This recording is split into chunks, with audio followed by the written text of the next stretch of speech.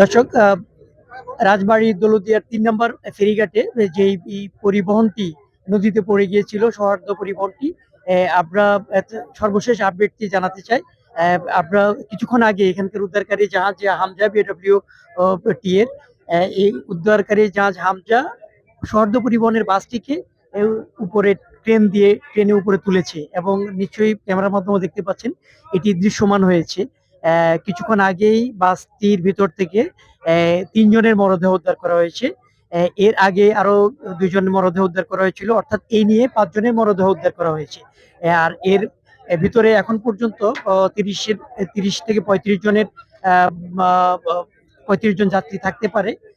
এদের এদের আমাদের কিছুক্ষণ আগে জেলা প্রশাসক আমাদেরকে জানিয়েছেন যে উদ্ধারকারী এই যে যারা ডুবুরিরা তারা ভিতরে শনাক্ত করতে পেরেছেন, অর্থাৎ বলছেন যে ৩০-এর উপরে যাত্রী এই গাড়ির ভিতরে থাকতে পারে। সর্বমোট ৫২ জন যাত্রী ছিল, তার মধ্যে ১০ থেকে ১২ জন যাত্রী সাঁতরিয়ে তীরে উঠেছিল, বাকিরা সেই বাসটির মধ্যেই ছিল।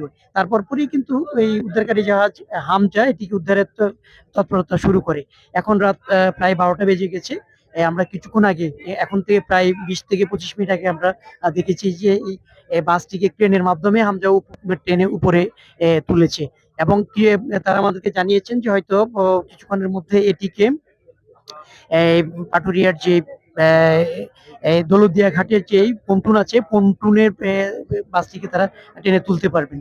এবং এর মধ্যে দৃশ্যমান হওয়ার পরে আমরা দেখেছি যে ক্ষণে ক্ষণে লাশ উঠছে। আরো ২টি লাশ কে এখানে উদ্ধার করা হয়েছে, অর্থাৎ এই নিয়ে ৭ জনের মরদেহ উদ্ধার করা হয়েছে এবং ভিতরে আরো মরদেহ আছে। এখানে স্বজন যারা আছেন তারা কিন্তু তাদের কান্না এখানে বাতাস আসলে ভারী হয়ে উঠছে। বেশ কয়েকজনের স্বজন আছেন এবং তারা বলছেন যে তাদের স্বজনরা এখানে মারা গিয়েছেন। আমরা একটু চেষ্টা করব তাদের সাথে কথা বলার জন্য। আচ্ছা ভাই, একটু কথা বলি এখানে। ভাই, আপনি কি ওনার কি আছে? রাম্মু রাম্মু ছিল। দুজন ছিল, ওর ছোট ভাই ছিল আর আম্মু ছিল। ছোট ভাই বাইরে হয়েছে, আম্মু মনে করেন যে বাসের ভিতরে আটকে আছে। শুনতে পাচ্ছেন, আসলে স্বজনরা কিন্তু অপেক্ষা করছে এবং তাদের কান্নায় পুরো এই দৌলতদিয়া ঘাট একেবারেই ভারী হয়ে উঠেছে।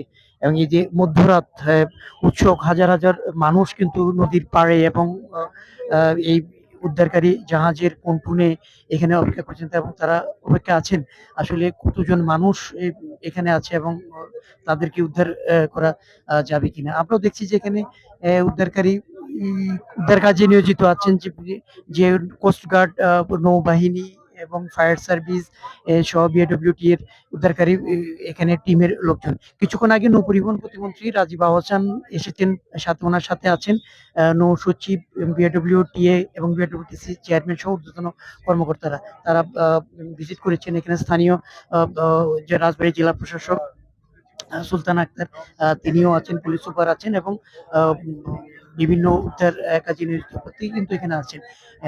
অর্থাৎ এই কিছুক্ষণের মধ্যে হয়তো এই যে বাসটিকে টেনে পন্টুনে তোলা যাবে, তেমনটি আমাদেরকে বিআইডব্লিউটি এর উদ্ধারকারী যারা আছেন আমাদেরকে জানিয়েছে।